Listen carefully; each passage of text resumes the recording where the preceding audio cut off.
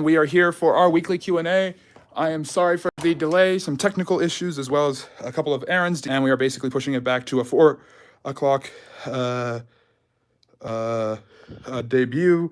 And we've got a lot to talk about today, a few topics of my own and some of yours as well. Whatever you'd like to talk about, this is our weekly Q&A. We usually start at 6 p.m. Eastern on Saturdays, but we have been delayed, so we are starting now. Okay, yeah, I am definitely okay. It's good to see all of you. Errands and then technical difficulties. I've been running around like a headless horseman trying to figure out what's going on. But we are here and we are good to go. And we are going to have the social media handles in the chat for you very, very soon. So you guys can take a look at the channel and follow me on social media and other places. We will be here for about the next hour or so talking about history topics, social studies, and all that fun stuff. Yeah. And today I've got a few topics on my mind, but anything you want to talk about history-wise, you drop it in the chat and I'll be sure to get to it at time. Please like and subscribe if you enjoy this content. We're trying to get to 5,000 subscribers by the end of the year. That's the goal. We will be back tomorrow at 4 p.m. Eastern for another live stream. So it's very good to see everybody. And please be sure, again, to like and subscribe if you enjoy this content and want to learn more about history. You have come to the Friendly Neighborhood History channel and our weekly live stream Q&A. I've got a few topics I want to bring up with you guys today and tomorrow, but anything you want to talk about, that's what I'm here for. That's what I always do. So, excuse me, I've been running around. I'm going to take a sip of water.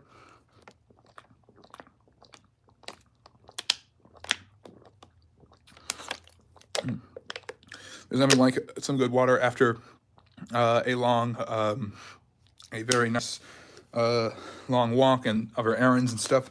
And when you get to sit down and relax and talk about some good history. And we are ready for some history. I have my faithful moderator, Matt, in the chat. And he's going to be dropping the social media handles later on. So if you guys enjoy that, you enjoy what you're learning here, subscribe on social media. I am on Rumble, Facebook, Instagram, and of course X. And so I'm very active on those platforms, so come and check out our content there. Today I wanted to talk to everybody a little bit about the history of Reconstruction and America's efforts at racial reconciliation in the early days after the end of the Civil War. So, as a lot of people know, the Civil War ends in 1865 with the Union winning the war, and then after that we've got the issue of how to rebuild the country and reintegrate the southern states and rebuild the culture after the destruction of the South, most of its infrastructure, its economy, which was, of course, built on slavery and everything else. Hello, welcome. Thank you for coming. Good to see you here. We are doing our weekly Q&A right now. We just started a very late delay, but we will be here until about 8 o'clock on the East Coast talking about history. Right now I'm talking about Reconstruction, but any historical topic you want to bring up and you have questions about, be sure to leave a comment or question in the chat, and I will get to it pretty soon. Today's topic is the era of Reconstruction, and there are a few other things I'd like to discuss with you as well. We will be back tomorrow at 4 p.m. Eastern as well. So, yeah, my quality connection. Can everybody hear me all right? Let's see here. I think I'm getting a lag because of certain things. I think I turned off my Wi-Fi. Okay, hopefully my connection's a little bit better now. But again, we're here every Saturday, 6 p.m. Eastern, to talk about some history, and we are here every Sunday at 4 p.m. Eastern to talk about history as well. So like and subscribe, leave comments and feedback, follow me on social media. My trusty moderator will be putting that in the chat. And hello, we've got some people from Scotland. Dunky is from Scotland. Welcome. It's good to see you. I love having people from all over the world. I've had people from India and Finland and Australia and New Zealand join and tell me some history there. They've asked for some history, and they're often surprised that I know a little bit of history about places that are not the United States or Europe. So I've had a lot of fun with people from all over the world coming to the channel. And yes, level up your history indeed, as my good friend Matt puts it, and that is the pinned comment, so you guys can look at those social media handles and follow me there. Talking a little bit about the Reconstruction at the end of the Civil War, and we'll talk about some other topics as well. But if you've got any topics you'd like to bring up, please drop them in the chat, because I am here to serve you. We've been doing this for about 7 or 8 months now, and we've been doing the live streams for about 4 or 5 months, and they really are a lot of fun. It's really good to produce content that I enjoy making and then have you guys come and check it out. I'm trying to do more long form videos, but I do a lot of shorts content and stuff like that. Yes, exactly. So obviously, thank you, Simon. That's a great segue into it. So the Civil War ends, and obviously the biggest accomplishment is that there's no more slavery. and the South has been completely decimated by the North. The North has far more people, it's far more industrious, but they basically had to burn the South to the ground in order to defeat them. Slavery was so entrenched into Southern culture and society that it took a hellacious effort by the Union Army to be able to defeat them, where basically General William Tecumseh Sherman had to burn the entire South to the ground, and Grant had to basically use the manpower and factory productions of the North to outdo Robert E. Lee, maybe the greatest American general of all time, who would get a lot more street cred if he didn't fight for the side that practiced slavery. So there's that too. But yes, basically the biggest accomplishment coming at the end of the Civil War is the passage of the 13th Amendment. The Republicans, led by Abraham Lincoln, dominate both chambers of Congress. Lincoln is killed, and his vice president, Andrew Johnson, who is a Southern Democrat, tries to give favorable terms to the Southerners to let them back into the Union. Congress is not going along with it. They think that was really crazy. Oh, yes, Robert the Bruce, the real Braveheart. By the way, Braveheart is not William Wallace, and that is a great movie, but it is not a very historically accurate movie. But Robert the Bruce is the real Braveheart. So that movie is kind of about him if you pay close attention. Definitely helped defeat the English, reestablish the Scottish hold on their thrones in the 1310s and 1320s. Kind of got his butt kicked by Edward Longshanks, Edward I, but his weak son, who was one of England's worst kings, Edward II, was mincemeat in his hands. So Robert the Bruce established his family in control of Scotland, really powerful ruler, and obviously a huge hero for the Scottish. So hopefully I'm accurate about most of what I just said there, Donkey. But anyways, back to the Civil War. So the biggest accomplishment legislation-wise is the 13th Amendment, which bans slavery except for punishment of a crime. So people could be jailed or incarcerated or made to do forced labor if they were guilty of a crime, and that's what the 13th Amendment said. And a group of Republicans who believe strongly in equality between the races, and thank you for that person who just liking and subscribing helps the channel grow. And if you enjoy seeing this live stream and want more people to enjoy it, like and subscribe and follow my content. But anyways, the radical Republicans really want to see egalitarian rights grow. So they work very hard at creating new amendments and new ideas. They get the 14th Amendment and then the 15th Amendment. The 14th Amendment grants citizenship to the former slaves, and since they are citizens, the 15th Amendment guarantees their right to vote. They create an organization called the Freedmen's Bureau, which goes to the South and basically gets African Americans their education. It gets them opportunities for jobs. It helps to try to get them land that they confiscate from these broken plantations. It's not extremely successful, but it's also good at getting African Americans the education they need, and they also are able to reunite with their families. And basically, the radical Republicans control Congress throughout the 1860s and put very harsh terms on the Southerners, despite the protestations of President Andrew Johnson. But he's really unpopular and gets removed from power, and you've got a Civil War hero, Ulysses S. Grant, becoming president in 1869. And Grant kind of is seen as the successor to Lincoln, and him and the radical Republicans control everything, and they get the 14th and 15th Amendment through. And Grant is the first president elected thanks mainly to the black vote. Black males, obviously, black women cannot vote yet. Women cannot vote until the 1920s. Get Grant overwhelmingly elected. And so the Republicans basically dominate everything until the middle of the 1870s, and they're able to repress Southern Democrats and former Confederates from controlling the governments of the South, the state houses and legislatures, the governor's offices, and things like that. So let's see, I've got a few more comments here. The Battle of Hastings. Yeah, I'm going to talk about the Norman Conquest as well. The Celts could have taken Rome. They were kind of too far from there. And yes, Wallace did fight and win, but he did get captured by the British and was actually ripped into 4 parts, and his 4 parts of his body were sent all over England to prove that the Scottish should never rebel. So, BE, I don't know what that means. I'm just responding to some of the chat. Welcome if you're just joining us. Friendly Neighborhood History, our weekly live stream Q&A, all things social sciences and social studies. If you like that kind of information, be sure to subscribe. Anything about the history of Wales, England. I live very close to the border. Yeah, I've got a lot of people who come from Wales and ask a lot of great questions about Wales. The Welsh people were actually, from what I understand, were Latin people, Romans who lived in Britannia at the time it was controlled. And when Rome abandoned England in 410 AD, as the Celts were coming to conquer and take over, the Latins fled into the west, going into what is now Wales. So the Welsh people have a distinct lineage, they have a distinct language, and they were eventually conquered by King Edward Longshanks, the same guy that I was talking about a minute ago from Braveheart.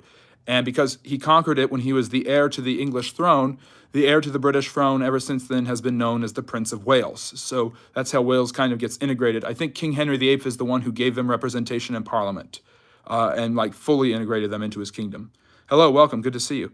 What do I think about Mongolia? I think it's an amazing country with a great history, and I think obviously it's known for only one thing, and that's the Mongols and their conquests. But the Mongolian people were a tribalistic people who were kind of brought together by the willpower of Genghis Khan, and his ability to use horsepower and cavalry allowed him to really make mincemeat of his enemies in Asia, and it allowed his sons and grandsons to make mincemeat of basically everyone they came into contact with, and they built the largest contiguous land empire in history in a very short amount of time. So Mongolia is quite an interesting place, and I think that conquest and that the Mongols and their horsepower and their cavalry and their magnificence, conquering huge amounts of Asia, getting all the way into the Middle East as well as into Eastern Europe, conquering Russia.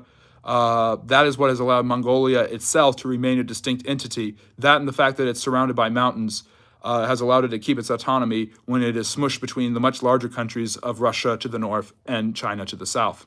So, anyways, hello. Was it 4 million slaves free? Yeah, so 9 million people lived in the South in the beginning of the Civil War. 4 million of them were slaves, and the Southerners did not allow the slaves to fight. That was compared to 21 million people living in the North. The North is far more populous, far more industrious. They have much better, many more ships, so they're able to blockade the South, which eventually depletes their food supply. Confederate money basically becomes worthless. Although nowadays it sells for a lot, it was basically worthless at the end of the Civil War because it didn't mean anything. So yeah, the South is in tatters at the end of the Civil War, and it's rebuilt. And the hope by the radical Republicans is that it will be rebuilt by the freed slaves. However, the freed slaves, and some of the freed slaves even get elected to Congress. Some of them get educated. Some of them get jobs. Some of them find their families, and they're able to get married and find their children, because the things that slave owners did very effectively in a way to keep slaves down was to separate them and send them into different areas so that they could never be united, destroying their culture.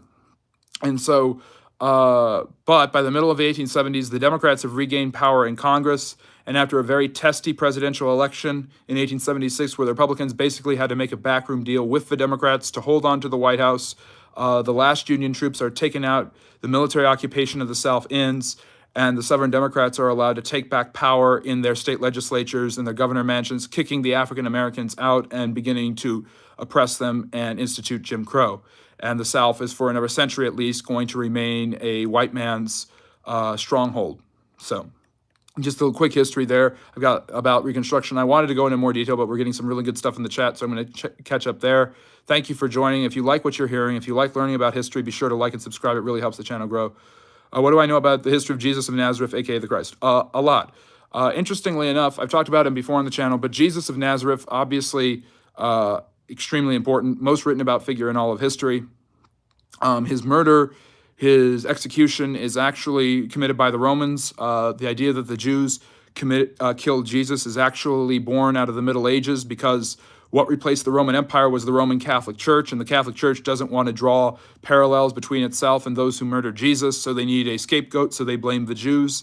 It was a group of Jewish leaders who insisted that this rabbi, Jesus of Nazareth, who called himself the Messiah and God, be killed. And the Roman governor, worried about losing favor with Caesar Tiberius, who was extremely vindictive, gave in to the people's demands so there wouldn't be a revolt in his province of Judea, and that, of course, led to crucifixion. The practice of crucifixion was not created by the Romans. It was created by the Assyrian Empire, and the Persians did it too.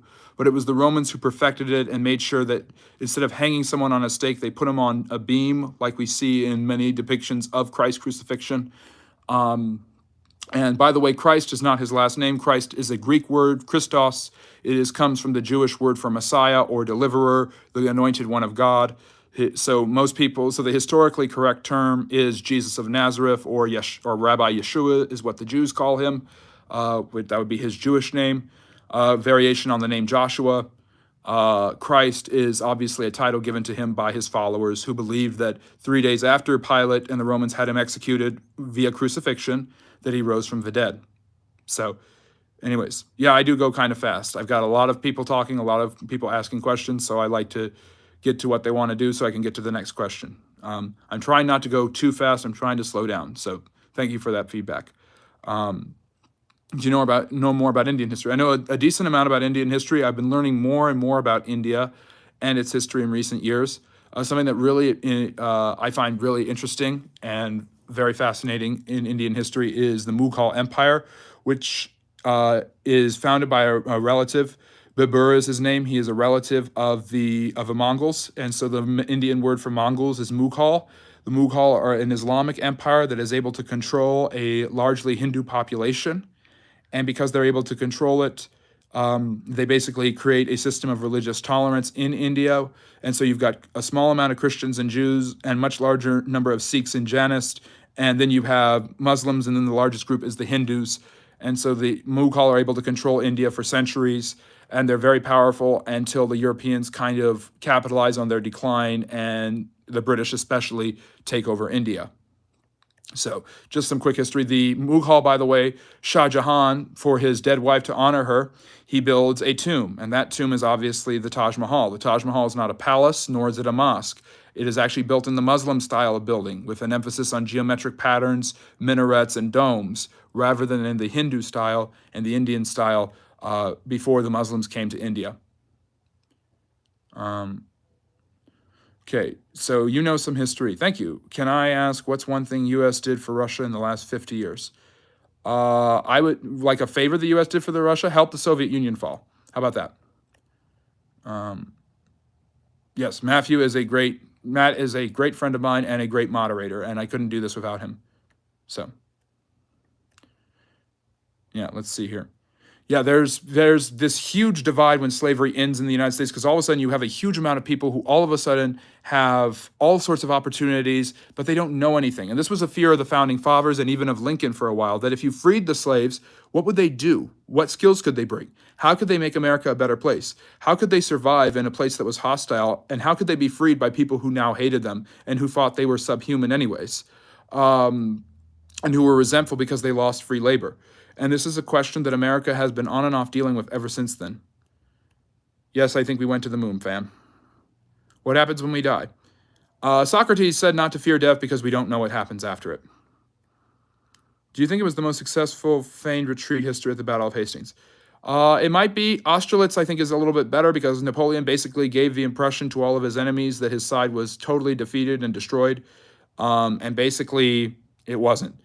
He basically set his equipment on fire and gave up the high ground, made the Austrians, Prussians, and Russians believe he was retreating just to surprise them and destroy them. So, anyways, I'm so glad you love history. I'm so glad you liked and subscribe. If you also are like still me and you are enjoying what you hear, like and subscribe. Yeah, I get some conspiracy theorists who believe all sorts of things and want to ask all sorts of things, and I love it because I get to engage with it. And I'm a free speech absolutist, so at the end of the day, I think that bad ideas are best served by being defeated by good ideas, but not by being shot down.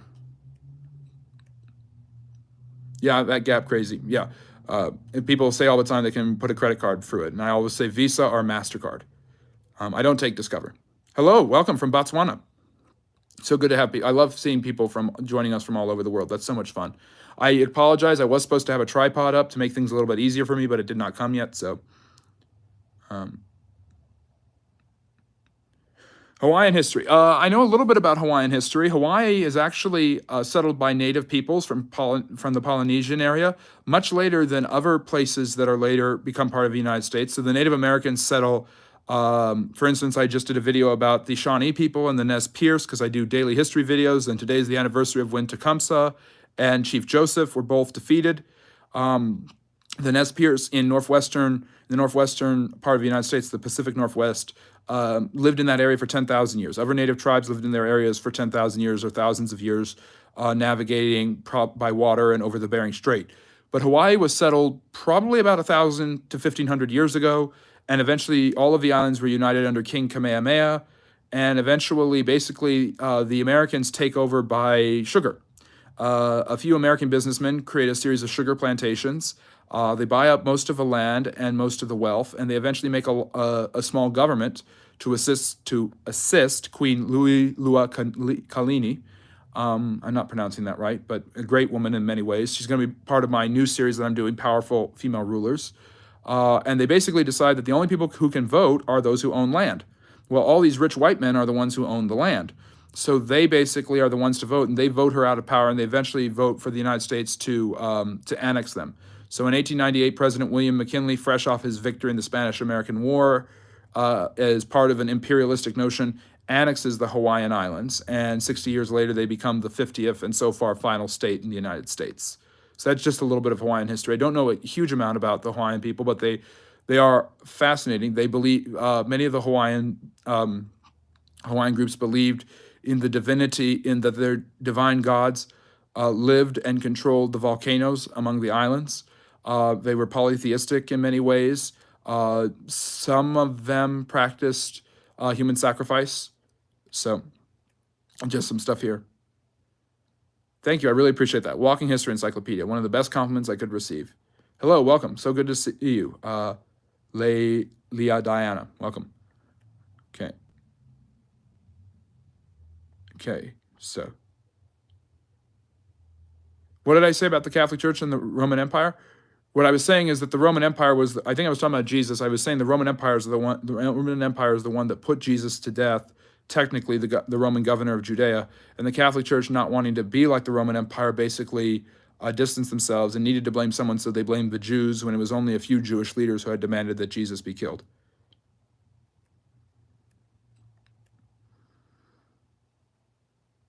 Yeah, the story of Pontius Pilate washing his hands, basically he doesn't want to have anything to do with this. He wants to be clean, but he wants to hold on to power. He was actually an ally of a man named Sejanus, who was the head of the Praetorian Guard. And this Praetorian guardsman had betrayed Emperor Tiberius and wanted to basically kill him and overthrow him. When Tiberius found out, he basically he gave Sejanus a paper, which Sejanus thought would make him Tiberius's heir.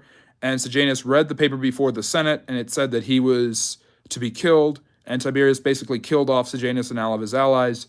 And so Pilate was part of that group, and Pilate didn't want to fall out of popularity because he knew he would be killed by Caesar. So that's why he allowed Jesus to be executed. Do I play Age of Empire? No, I was always more of an Empire Earth Rise of Nations guy, but Age of Empire is fascinating.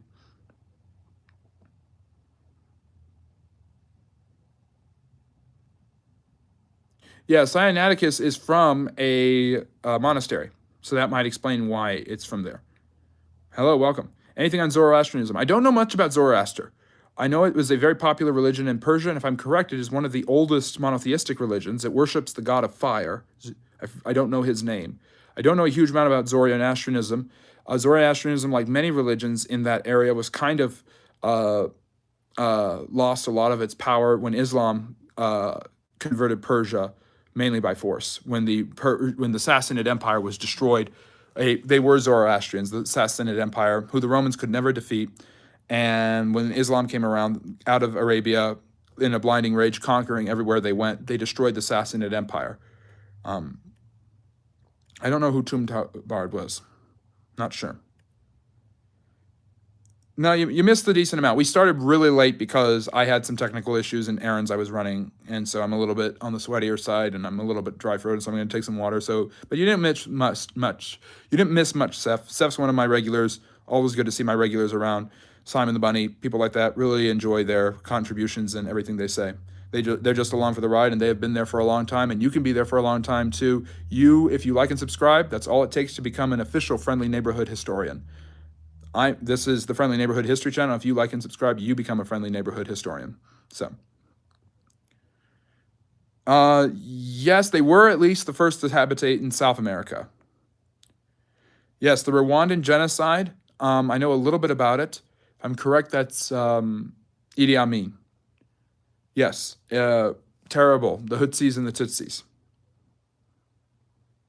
What about the troubles in Northern Ireland? I know a little bit about that. The troubles in Northern Ireland come out of the fact that Northern Ireland remained, because it is mainly Protestant, it remained part of the United Kingdom when Southern Ireland seceded and became its own country, which is mainly Catholic, in 1922. Because of this, Northern Ireland, there was a movement for independence in and outside of Northern Ireland. The Irish Republican Army was the major political movement trying to do this in the latter part of the 20th century. And some of their factions turned to violence and terrorism to see this through. There were civil wars and fightings in Belfast. As soon as Ireland became a nation, people were fighting in Northern Ireland to join Southern Ireland.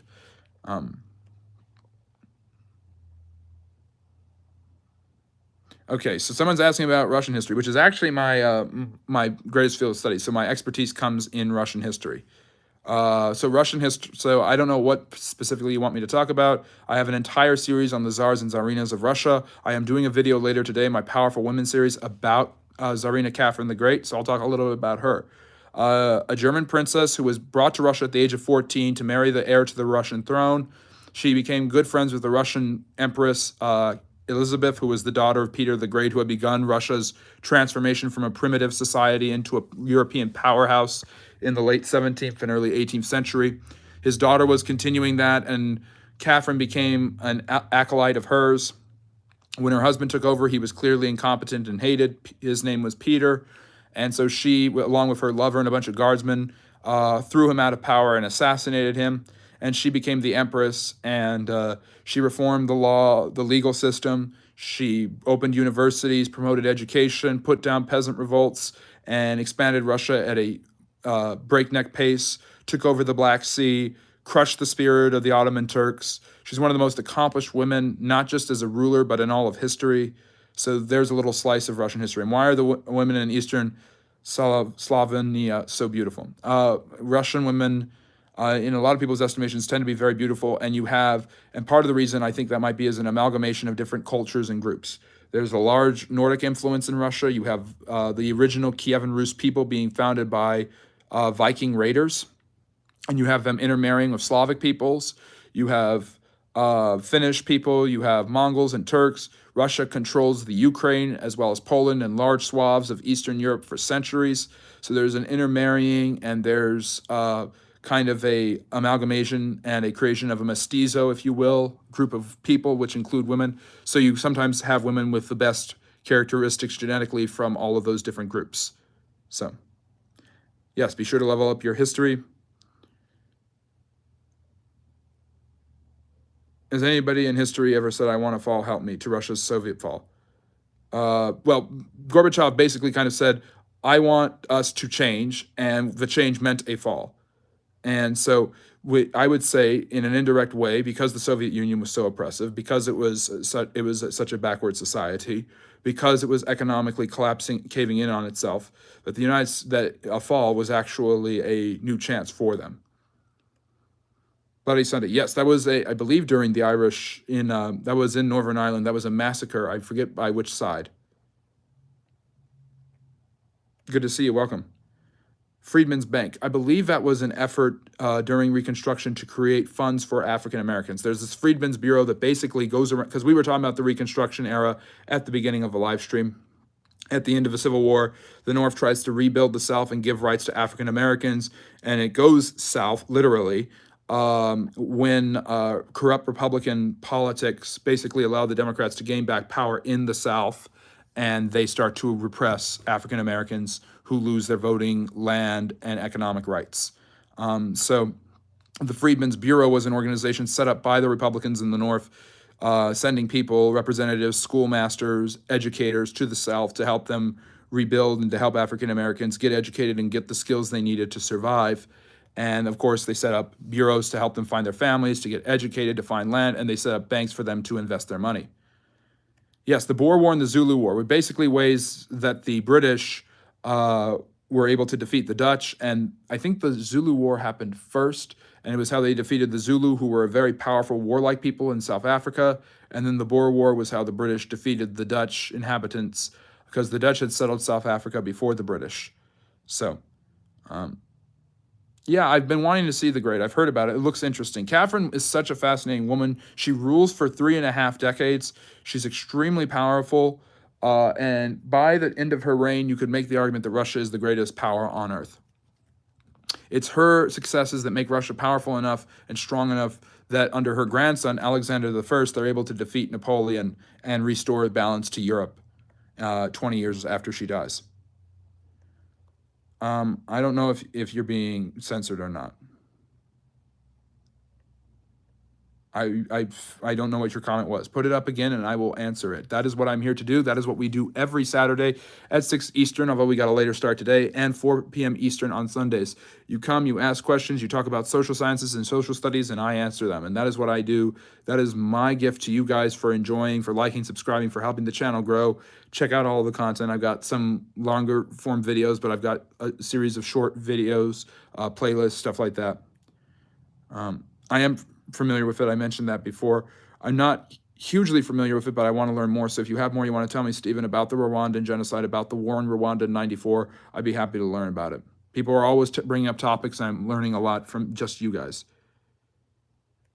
No, the enslaved were not helpless or ignorant. They weren't, but they weren't in a position to succeed, and they needed certain skills. They didn't have those skills. They obviously, if you educated them and you gave them certain skills, you might have given them a means to rebel or to gain their freedom or to outwit you, and you didn't want that. So keeping them subservient meant keeping them ignorant. What's all fake? Please tell me what's fake, and I will apologize. Hello, welcome. What do I think about Turkish history? I know a little bit about Turkish history. I know Turkey was founded about 100 years ago, well, at least the modern form of it, the Republic of Turkey. For a long time, being a Turk meant being Turkish did not refer to a nationality, but an ethnicity, a particular group of people who migrated all along the Middle East, the southwestern part of Asia, Eastern Europe, as well as into the Middle East and South Central Asia. And so there were different Turkic people, and obviously the greatest of their line were the Ottoman Turks, who create the Ottoman Empire, which controls North Africa, the Middle East, Eastern Europe. They destroy the Byzantine Empire, which is the Eastern Roman Empire, the last Romans, if you want to see it that way. And they are in the decline in the 19th century. They get bodied during World War I, and losing World War I, they're about to lose huge swaths of land to Eastern Europeans, but Kemal Ataturk stabilizes the Turkish people, and he creates a new government, creating the Republic of Turkey with the capital of Ankara in 1922. And basically, Turkey is no longer bullied by the Westerners. But yeah. So it's a little bit of what I know about Turkey and its following. Mustafa Kemal Ataturk, and he basically, whereas the Ottomans believed they were the successors of Muhammad and that they were a caliphate and an Islamic state because they actually conquered and oppressed the Arabs. They conquered Mecca and Medina. Mustafa Kemal Ataturk, although a Muslim, wanted to create a secularized modern state and that was just Turkey, and that's the modern Republic of Turkey. Whereas the Middle Eastern countries that they had controlled, including the Levant area, were sequestered by the Europeans into mandates, and that's where you get the Mandate of Palestine and the eventual division between the Palestinians and the Jews. So,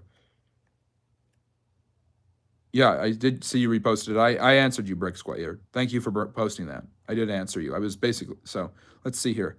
Simon the Bunny is saying, I also found it weird with epidemics and pandemics following war. Medicine were so bad during the Civil War that I think twice as many soldiers died of disease. Yeah, well, also, it's also medicine. So Civil War hospitals were these disgusting, awful places where if somebody had a wound, you don't take out the bullet in their arm. You don't take out the bullet, you take out the arm. Very, very common. Excuse me. I was running a few errands. That's why we started late, and I'm a little out of breath and my throat's getting scratchy. So I'm going to just take some water, and maybe while I'm taking some water, my moderator would like to give you guys an update. Be sure to like and subscribe. It helps the channel grow. Sorry, you probably heard all that. I should have muted myself. Oh, well. What was your other comment? Can you post that again? And I will, because I'm not seeing it. Please post it again, and I'll be sure to get to it. Yeah, but Simon, you're basically right. In war, you have a lot of exposure to disease, and this has been the case for centuries. The first global pandemic in history was the plague of Justinian in 541, and it lasted for 8 years, and it started in the battlefield when Justinian sent these armies under his great general Belisarius to reconquer basically all of the Western Roman Empire, and he was this close. But the first recorded global pandemic in history, which was 10 times worse than COVID, the plague of Justinian, as it called, the bubonic plague, which would occur all the time throughout European history, it's what the Black Plague was too, spread through his army, got back to Constantinople, and destroyed and really ravaged the empire, killed between 15 and 100 million people in Europe, which is a huge amount back then. It's a huge amount no matter what. And basically, because of that, it destabilized his empire, it kept him from reconquering Rome, but it probably spread much quicker because you have men fighting and returning home from war. The Spanish flu, for instance, at the end of World War I, which was the last major global pandemic before COVID, is called the Spanish flu because the Spanish were the first ones to post news and information about it, but it was actually probably started in the trenches in World War I. These places are unsanitary. You have men injured. You have men when they're injured with compromised immune systems. You have a contraction of tuberculosis and pneumonia and all these diseases, and you have that spreading through the trenches. So it makes sense that those diseases would start there and then obviously be brought back home with the end of the war. It's just that the Spanish reported about it first. So like some people called the COVID-19 pandemic the China flu because it came from China, people called it the Spanish flu because Spain is not where it came from, but where it was first published, because Spain wasn't in the war and it didn't have its press censored like the Allies and the Central Powers did during World War I. So why won't YouTube allow it? I don't know what you. Okay, can I? Christian is bringing this up. Can I float something? Some people try to dispute the skin. Yeah, the area where Jesus lived was definitely multi-ethnic. The Silk Road kind of existed. It's created by the Han Dynasty in the middle of the second century, the third century BC, basically as a way to get to trade for horses with the Xian Yu people, who are known navigators and nomads, and it builds over time. And the Romans were well aware of the Han Dynasty. They loved trading for silk. They loved those things. So there were a lot of multi-ethnic people. I have done a video on the ethnicity of Jesus. A lot of people call him Palestinian. That would not be accurate. Jesus was a Jew. I mean, the Shroud of Turin, there's a lot of depictions of him. Of course, most of the depictions of Jesus come from Eastern Europe and Western Europe, and because of that, he's often depicted as European. But Jesus was probably dark-skinned, and olive-skinned would be the old term for it, and would look darker than maybe a modern Israeli person would look. So there's a lot of questions about his ethnicity and what he would actually look like. There's been some sort of scientific recreations that had him very dark. The Shroud of Turin has him kind of lighter skinned. So there's a lot out there on it. Is it true that the bell tolled in Vienna when the Ottomans lost Jerusalem despite the alliance? Yes, because the Ottomans and the Austrians hated each other and fought a war. And that was actually going to be another topic I was going to get to, the Holy League. For centuries, there were a group of different European groups led by different kingdoms: the Holy Roman Empire, the Austrian Empire, the Venetians, who were their own independent city-state, the Polish, who were actually quite powerful in the 1600s. It's called the Polish-Lithuanian Commonwealth, and other groups that basically did everything they could. The Spanish also led it, to protect the Pope, fight for Catholicism, and defeat the Ottomans. And so for a long time, the Austrians hated the Ottomans, and so despite the fact that they were allied with each other in World War I, they had fought many wars against each other, and so there might have been a little bit of glee that the Ottomans have been defeated. The Ottomans challenged and attacked Vienna multiple times. The most famous is in 1683 when they got very close to taking it down, but King Jan Sobieski III of Poland was able to repel the Ottoman forces, and that happened on September 11th to 12th. So that day became extraordinarily important, burning itself into the psyche of the Muslim caliphate and into the psyche of those who wanted jihad in the Muslim world. So, anyways, yes, we did talk about the Holy League. So there's one more that I was going to talk about, and I guess I'll have to talk about it tomorrow because there's just so many great questions coming in. I don't know what the question is. Maybe rephrase it, and Brick, maybe it'll get commented. I don't know. If you don't, maybe you can follow me on social media. My handles are in the tag comment from my wonderful moderator, Matt, and you can message me there, and I might even be able to talk about it in a future live stream, which is something that I'm encouraging everyone to do. If you have a particular topic you want discussed, post it on a comment on one of the YouTube videos, or post it on my social media, and we can go from there. So let's see. Or message me on social media. I'm on X, I'm on Instagram, I'm on Facebook, and that's what I'm there for you to connect more with me. I'm publishing more content there and not on YouTube. I'm trying to build my Rumble up as well. The Prophet Muhammad did not say that, because Istanbul was not called Istanbul at that time. Istanbul is what it was renamed. It's the old name of Constantinople/Byzantium that was renamed when Constantine rebuilt it. It was an old Greek city called Byzantium, and then it was renamed after that again into Istanbul. So I don't, and that was done in the 1400s, not when Muhammad was alive in the early 7th century.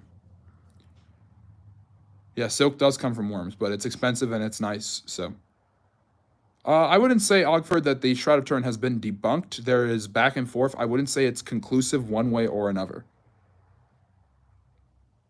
Simon's asking, Simon, one of my best and most loyal fans, who I really appreciate his presence, as do I with Seth and many of the others of you.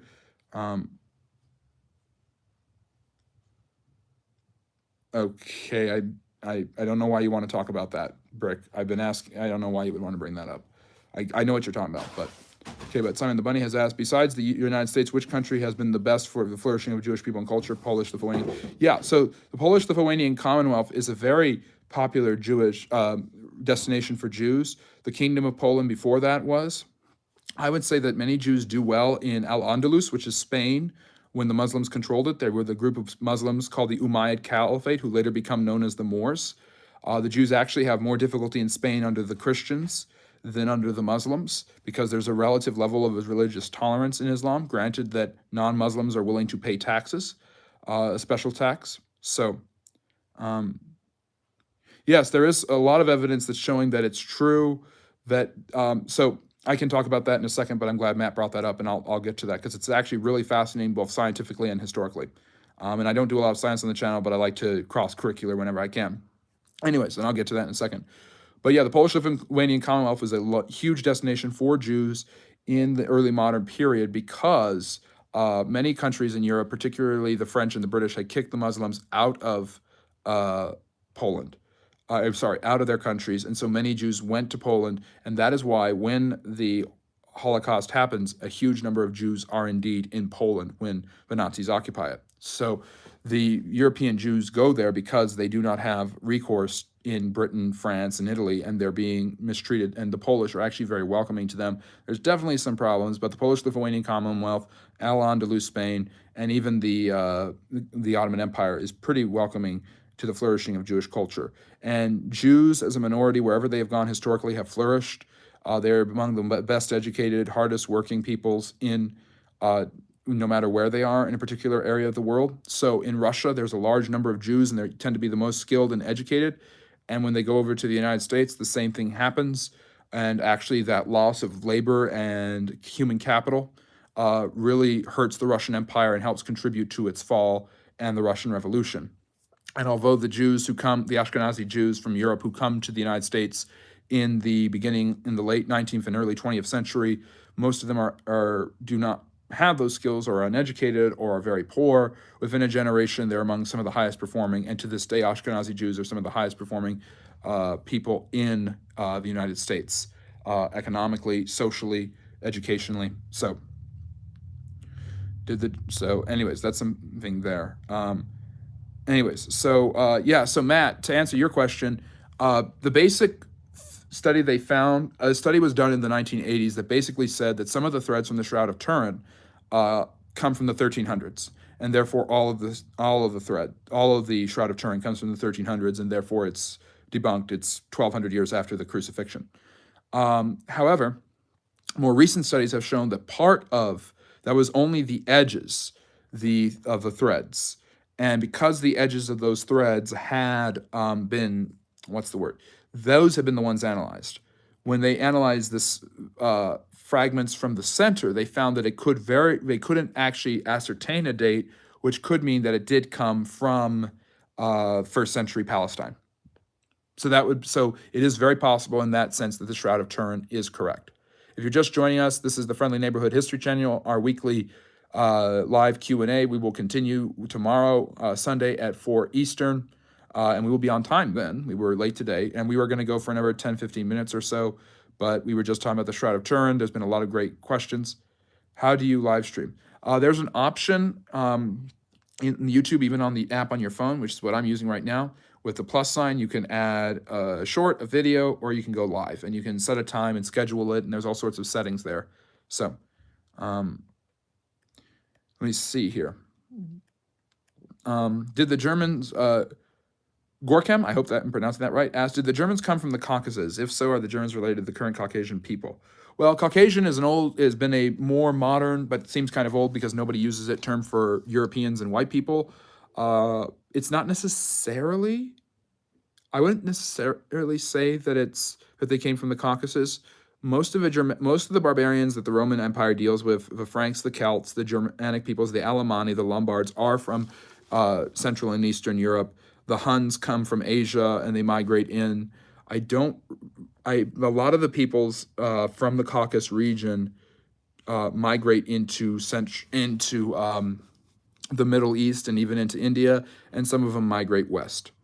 So there's a lot of crossover of Aryan people, Aryan, from that Caucasian region, not just into the west, but into the east. In fact, the term Iran, which is the modern name for the country of Persia, comes from the word Aryan, and a lot of Indian people are called Indo-Aryan because their ancestors migrated from the Caucasus.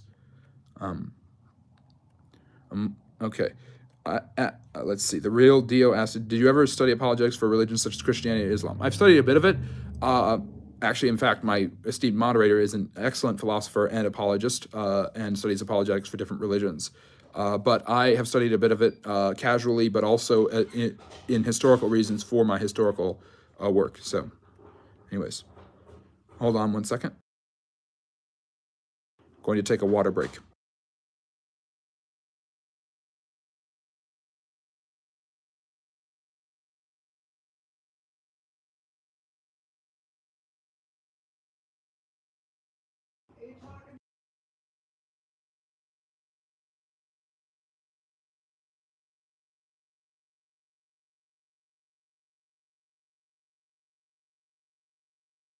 So, anyways, sorry about that.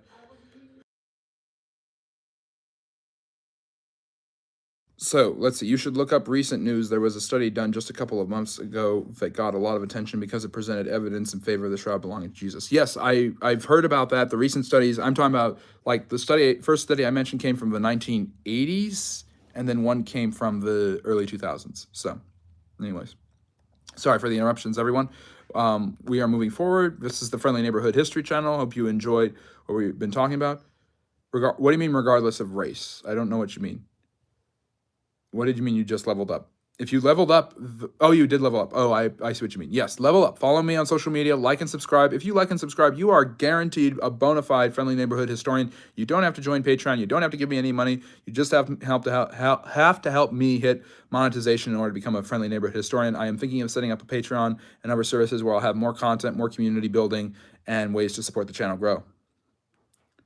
Gorkum asks a great question. What are the reasons for the Roman Empire's long reign over such vast lands?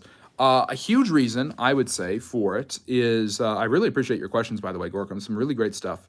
And I'll be sure to check that out, Matt. Thank you. But a major reason for the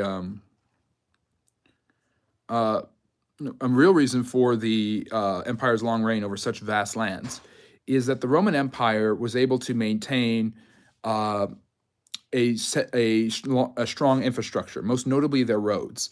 This made it easier for goods to travel. It made them more prosperous. They also allowed their armies to travel, to put down revolts, to protect they had very strong borders, and their soldiers were able to travel to border areas and put down revolts or barbarian incursions and things like that.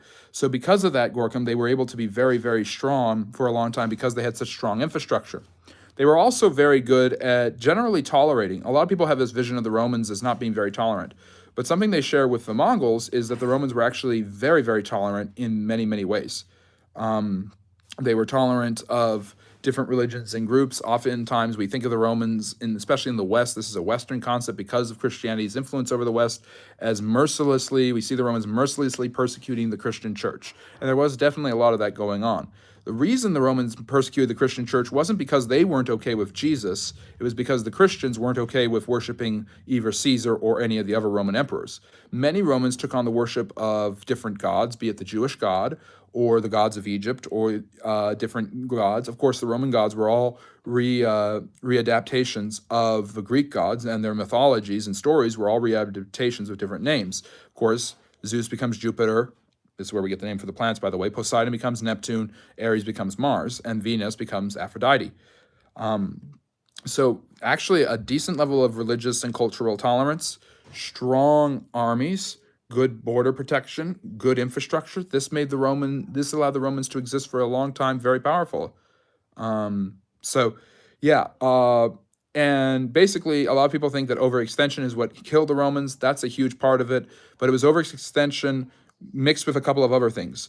Economic weaknesses, the deprivation of their infrastructure, and continual social problems, and a low declining birth rate, which left them depleted of the manpower necessary to maintain the borders and infrastructure they needed. Hello, welcome. Thank you for joining us, Life Criteria. We are talking about whatever you would like to talk about. Somebody was asking about the Roman Empire. This is the Friendly Neighborhood History Channel, and we go live every Saturday and Sunday with a Q&A. Ask me anything about history.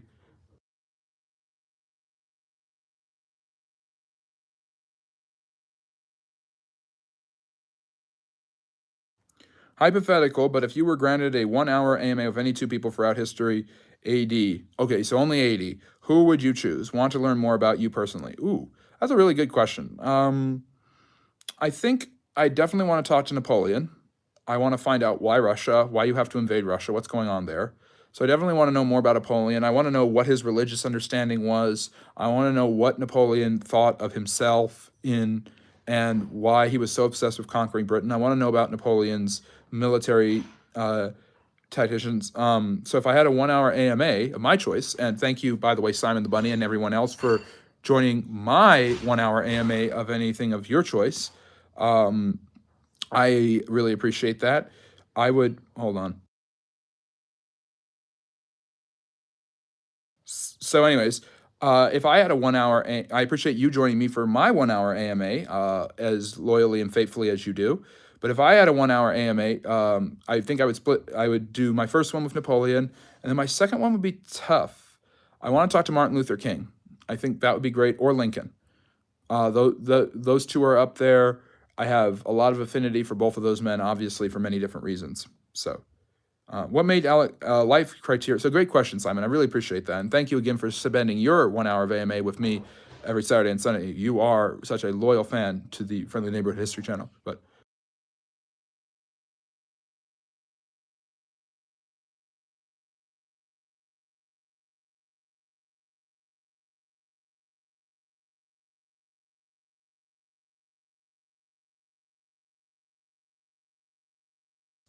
okay, I got a good question here from Life Criteria. What made Alexander the Great earn his well known title? And what are some reasons he was able to do whatever made him great, which hasn't been repeated yet in history? I think that the Mongols kind of repeat what Alexander does. I think Alexander is just great because he conquers so quickly and he conquers so vastly. And basically, Alexander didn't need any excuse to go conquer. He didn't need, like the Romans did with the Punic Wars, a lack of payment. He just wanted to bully other people. He perfects the phalanx, which is the shock troops of their day, and it's really hard to defeat a phalanx. You've got these soldiers marching in rows with long spears pointed at you, and unless you hit them from the flank or the back, you're not going to get anywhere. So Alexander was able to perfect the Greek phalanx. He's able to unite Greece. Well, his father was able to unite Greece. He's able to keep Greece together, and basically he goes over into and devastates whoever he runs into. And wherever he runs into somebody, he defeats them and he conquers them. And he defeats the Persians. We just passed the anniversary of his great victory at Gaugamela, where he defeated King Darius, and supposedly he cries, for there are no more lands for him to conquer. But his troops eventually mutiny and force him to go away. So I think what makes him great is that he just is unconscious. He's like me going after these questions. He is going after his enemies every step of the way, and he doesn't even hesitate to stop, even when his soldiers are begging him to do so. So I think that's what makes Alexander the Great so great. Okay, so TaylorMade.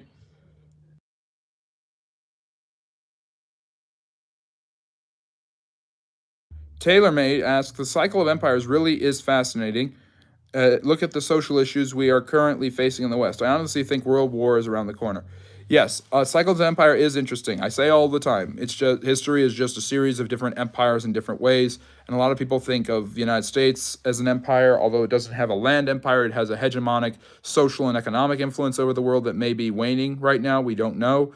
And yes, there are a lot of lineups between World War One, where you had dominoes falling for war to come, and now where you have sides clearly aligning, alliances, influences, all of that.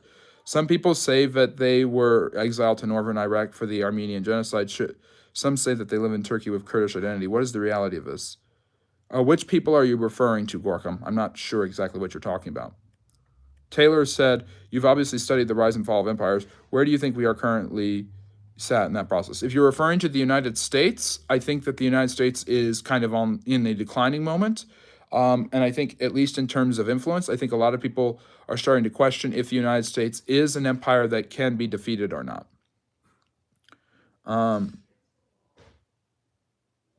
Yeah, Seth, I'm glad you brought up that. And definitely, Alexander was a great speech maker. He knew how to rally men, he knew how to control them, and he knew how to get them to do what he wanted.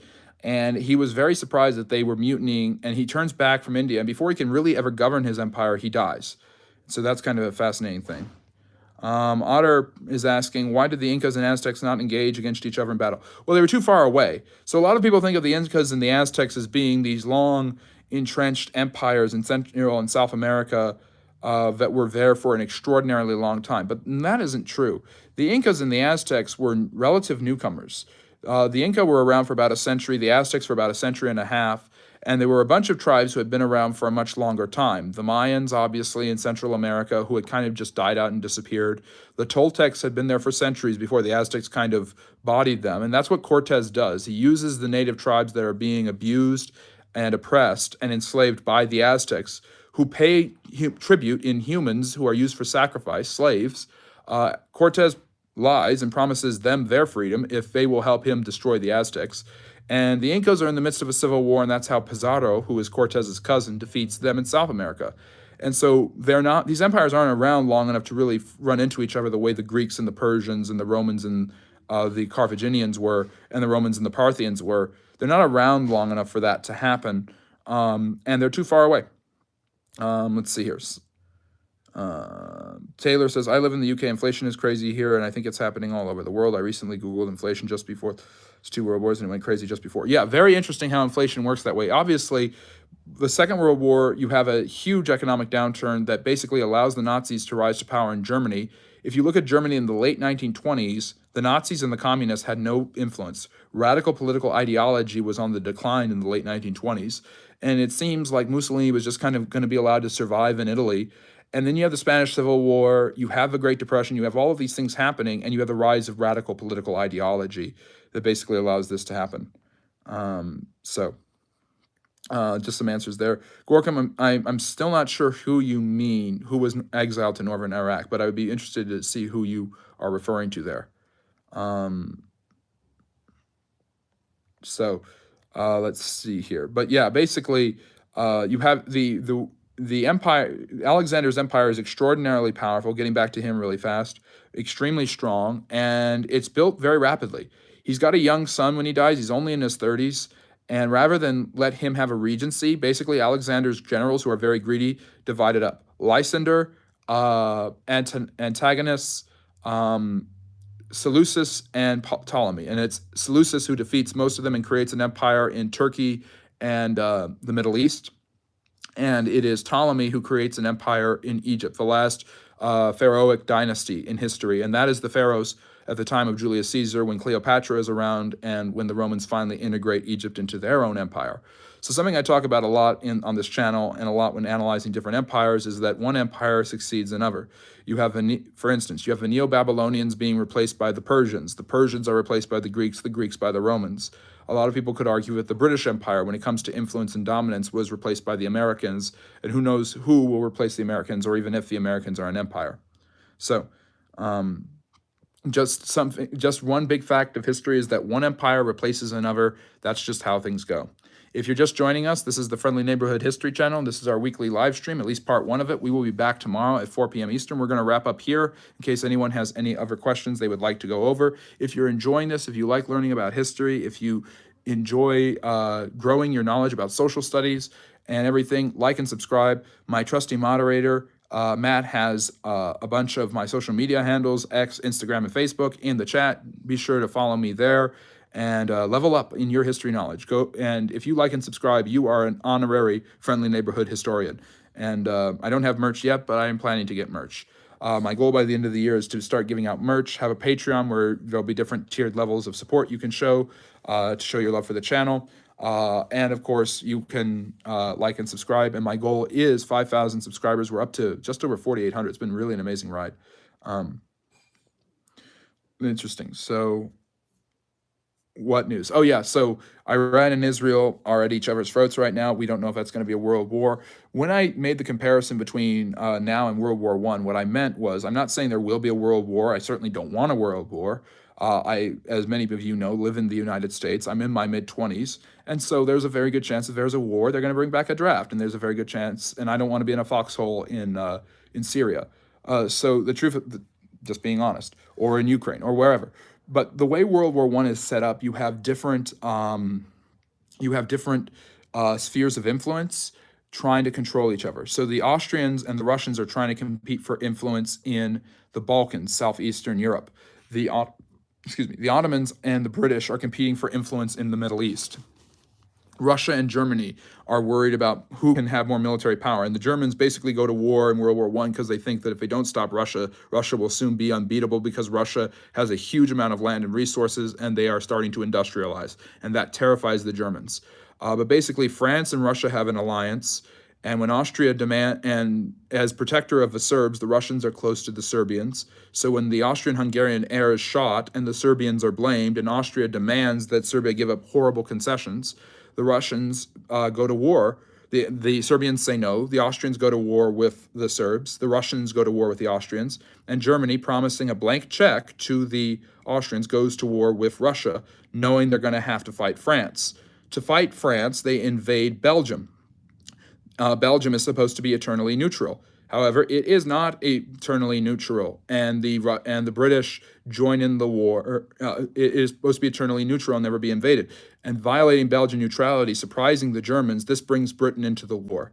And Germany, basically using their submarines to sink as many ships as they can, really pisses off the Chinese, the Japanese, the Brazilians, who all join the war, and eventually, of course, the United States. A year after the war starts, Italy betrays Austria and Germany and joins the Allies, and the Ottoman Turks join what's called the Central Powers. So it's a series of spheres of influences and dominance and groups working together, forming sides, and all it takes is one domino to attack the other, and all the dominoes fall over. And that could be what's happening now. That's what's been compared with different competitions for influence and economic power in growing nations in Africa, in Middle Eastern individual conflicts, obviously Israel and the Palestinians. And of course, the biggest domino perhaps right now, the biggest glaring one, is Ukraine and Russia. So who knows what's going to happen there. Utter asked, if the U.S. does not get involved in the conflict in the Middle East, Israel, is your opinion that would be the outcome? I don't know. I don't know exactly what would happen. I don't know if the United States needs to get involved. Maybe a strong show of force from the United States could potentially make the Iranians calm down and maybe make Israel calm down. Israel is now turning its attention away from Gaza and targeting, instead of Hamas, Hezbollah in Lebanon, which is earning the retaliation because the Hezbollah is a minority in Lebanon, but it is Sunni Muslim. And Iran, which has been Sunni Muslim since the Safavid Empire in the 1500s, wants to protect Sunnis, but they also want to encourage terrorist activity against Israel and especially the United States. So there's this theory that if the United States gets involved, that could bring Iran to heel, and the war would be avoided. The hope, obviously, is that the war in Gaza ends because Gaza has been absolutely decimated by the Israelis. At the same time, the interesting thing is that there is a chance that they won't heal, that the Iranians will engage the United States in conflict, which would obviously mean that because they are clearly not strong enough on their own geopolitically to deal with the United States, which would mean that they are getting support from either Russia or China or both. And Russia and Iran have had serious ties to each other, which would mean that there would be a front opened up in Europe with the Ukrainian-Russian war. Many people believe that China wants to take Taiwan. And there's also the fear of North Korea attacking South Korea, being propped up by the Chinese. And there's also, of course, the issue of what does Japan do? Because the last time there was a war in Korea, the United States used Japan as its base of operation, and the United States is now asking Japan for the first time in 80 years to build up its military. After World War II, where the United States basically said, Japan, because of what you've done, you don't get a military anymore. So there's dominoes that could fall over, and we could be in a very serious situation very soon. Will that happen? I don't know. Hopefully people learn from history. But as Hegel said, we learn from history that we never learn from history. And of course, that's why you need Friendly Neighborhood History. That's why you need history channels. That's why we need stuff like this so that we can talk and learn and grow in our understanding and not only learn from history, but appreciate it. So let me see. Thank you, Carl, for listening before you smoke. Maybe I'll make more sense after you smoke. I don't know. Yes, Taylor is correct. The United States is already kind of funding this in a way and is already very much involved. It's not like they're not coming out of nowhere. But I think what Otter is referring to is actual serious engagement. So we don't know. It's hypothetical. We'll see what happens next. I really appreciate that, Carl. If you are like Carl and you appreciate objective discussion of not just history but geopolitical issues and other things, then be sure to like and subscribe. I am very flattered by that. I recently did a video on Jimmy Carter, who just passed a century old. He's the oldest living American president, and for that's an amazing accomplishment. So I did a video about his life, and people were like, "Why are you such a simp and fanboy for Jimmy Carter?" And I'm like, I really appreciate that, because some people have called me a right-wing nut job and a conservative and all of that. So I have gotten both. So being able to deliver information about historical topics, particularly contemporary historical topics, in an unbiased way, to get that adjective of unbiased is a huge compliment. If you enjoy unbiased content as much as possible, I will be as unbiased and honest as possible. Be sure to like and subscribe, become a Friendly Neighborhood Historian, level up your history knowledge, and join my social media. Follow me on social media as we are growing, trying to hit 5,000 subscribers by the end of the year. I also do weekly political update videos, so you guys can check those out for more unbiased contemporary history in this historic election year in the United States.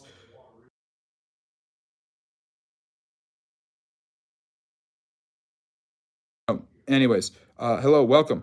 We are going to wrap up with there, because I really appreciate that compliment, Taylor. That's very sweet of you.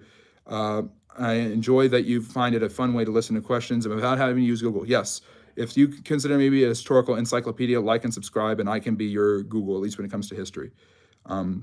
Yes, and I really appreciate everyone joining. And Cal, I hope you enjoy your smoke. I am going to sign off right now because we've been going for over an hour. But I will see you guys hopefully tomorrow at 4 p.m. Eastern. Tell all your friends and family. Like and subscribe really helps the channel grow. Yeah, my partner making the dinner. I appreciate that. Very interesting. Respectfully on Jimmy Hoffa, I've done a little bit on Jimmy Hoffa, but anyone who likes and subscribes, I do a video for their honor. So Kyle, I will do a video on Jimmy Hoffa. I will remember that, a video on Jimmy Hoffa.